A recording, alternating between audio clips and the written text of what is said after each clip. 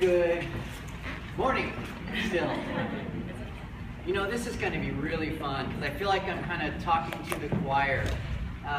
They asked me to talk about the topic of, leading the way as the healthcare professional of the future, the new health professional. And I would like to get this to be interactive. I have a bunch of questions and I have a couple of exercises that we're going to do.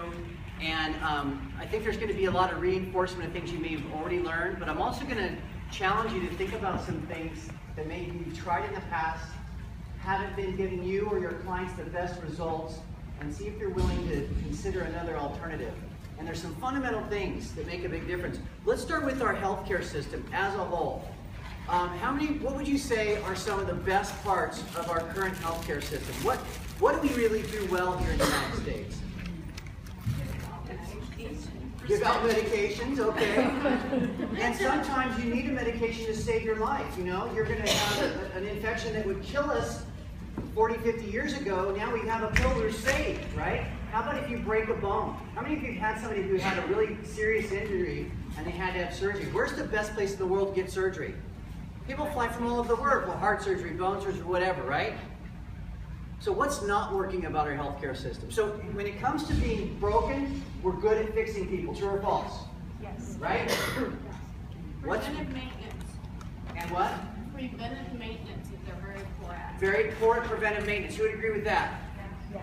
Okay, what else do we need to work on? What are some of the challenges with our healthcare system? Financial. Financial. Who said that? What do you mean by that? Just making it affordable for both. Is it become ridiculous how expensive our healthcare is? That means it's out of reach for a lot of people who just don't have the disposable income, right? What else? How about the system itself?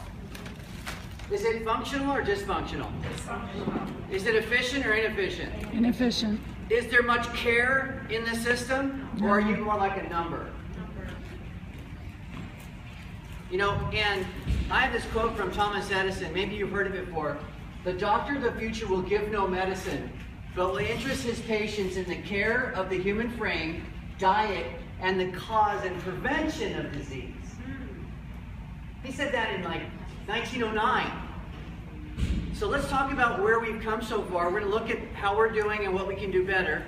Now here's what's great about this. With science today, we know what works to help people get to a healthy weight and stay there, don't we? If I asked you what are the fundamentals, what are the absolute fundamentals of creating and managing a healthy weight? There was a study done by it was called the biggest study ever done, the National Weight Control Registry. Who's heard of it? A couple people. Tens of thousands of people who've gone into this study, not just for 6 months or a year, but for 5, 10, 15 years. They've been following these people and they found that, well, who knows the stats? What percentage of people who go on a diet gain their weight back? 85%. 85%. That's been around, that stat's been static for about 12, 15 years, as long as I've been coaching. But we also know that those 15%, the ones who are successful losing 50 pounds, 80 pounds, 100 pounds, and keeping it off for 3, 5, 10 years, what we did is we studied them and we found out what their habits are. And guess what? There's 6 of them. I'll give you the acronym. The acronym is called B Slim. You might want to write this down. B Slim. And B stands for what? What's the most important meal of the day? Breakfast. Breakfast. Our moms were right. It's important because it stimulates metabolism, it gets our blood sugars balanced, and it gets us moving. What's the next most important thing? We all know how important nutrition is. What else do we need? We need exercise, right? Activity, exercise. And we know that 90% of those people who keep their weight off long term, they have a regular exercise routine. It doesn't have to be running marathons, or just consistency.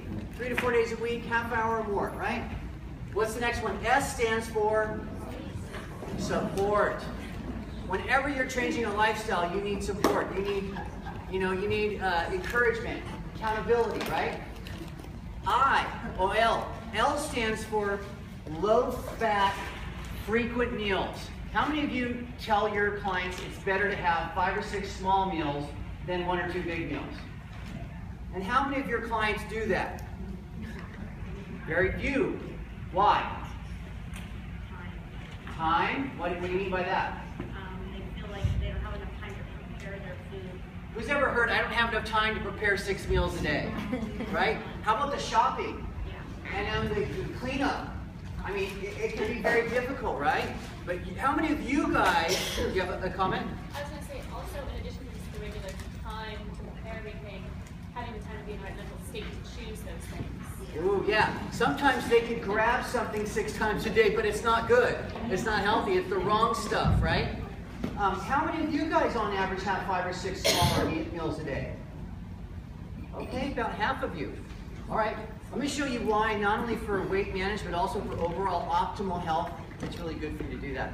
So I stands for having an individual plan. The people in this study made health a priority, and when they're going to the grocery store, when they're going to a restaurant, when they're going out to a party, they planned ahead. They said, if there's not going to be healthy food, I'm bringing it with. How many of you do that? You bring it with if it's not going to be there, right? Planning is critical. And here's the last thing, and this is where you guys come in. Regular monitoring. Ongoing monitoring makes a huge difference in consistency and compliance. All right, so good news and bad news. Good news, we know what works. Those 6 things are proven to work. And this study's been around for 15 years now. Here's what also we know. This is from Dan Ginger. He's a medical director who wrote for the Journey of Medical Association. He said, if we can overcome the psychological and logistical barriers, we can help patients create a healthy weight in months. We know what works. What's the problem? We can't get people to do it. True or false? True. We've made it so complicated. We give them 100 lists of things they can't eat, 150 things that they can, telling them to do this, do this, do this. And I met a trainer last night at one of our meetings, and she's always been fit, always been lean. And she goes, the reason why I decided to become a health coach is because people always ask me, what do? You always seem to be eating. You always look so good. How do you do it? And she'll tell them. And she's been telling them for 10 years. But for 10 years, she has like a handful, maybe on one hand, of people who've been able to do it. So guess what? Do you have any clients that are like this guy here? Let me describe this guy. He's a busy professional. He's taking a company public. He's so busy running around with his job, stressed out, using food as an escape. He is not sick, but he's not healthy. He doesn't have heart disease, diabetes, but his family did. He had family, overweight, cancer, diabetes, all runs in the family. His BMI is 32. That means he's what? Obese. Any BMI over what? 30 is obese. And he failed at 8 or 9 different diets. South Beach, paleo, eat for your blood type, Ayurvedic, Deepak Chopra's Ayurvedic diet, tried that. I went through the gamut with my sweetheart Whitney. She stuck with me through thick and thin. And then I failed at exercise. So I figured, man, if dieting's not going to do it, I need to go back to my workout routine when I was younger. So I hired a triathlon coach, and I worked out with him 5 days a week. This guy's a pro. He trained professional triathletes. I'm in San Diego, so the triathletes are all over the place. And I was very proud of myself. After like 6 or 7 years of not doing any triathlons or any regular workouts, because you know what was happening here when I was overweight, if I'd go to the gym and I'd join up for CrossFit, I'd be motivated for a month or two, and then what would happen? I'd hurt myself. Or I'd get so sore I couldn't do it. So I went out, hired this triathlon coach, trained 5 days a week, no alcohol, no junk food. And after a year of working out and running 3 triathlons, very proud of myself, but completely frustrated because I only lost 3 pounds in 1 year. And I was disciplined. And about halfway through, he said, Greg, we got to do a food journal. What's going on with your diet? So I did the food journal for a whole week, turned it in, we went over it. He said, man, Greg, you eat healthy. Everything's almost organic, no junk food, no alcohol, no fatty sugars, things like that. Problem is, you're having 1 big meal a day and starving yourself the rest of the time. How many of you have clients like this? They're busting it out, they're going to the gym, they're doing their thing, they're trying their hardest, but they can't get the fat to go away. So that was me. And then I realized I was on the wrong program. I was on what we call the Sumo wrestler program.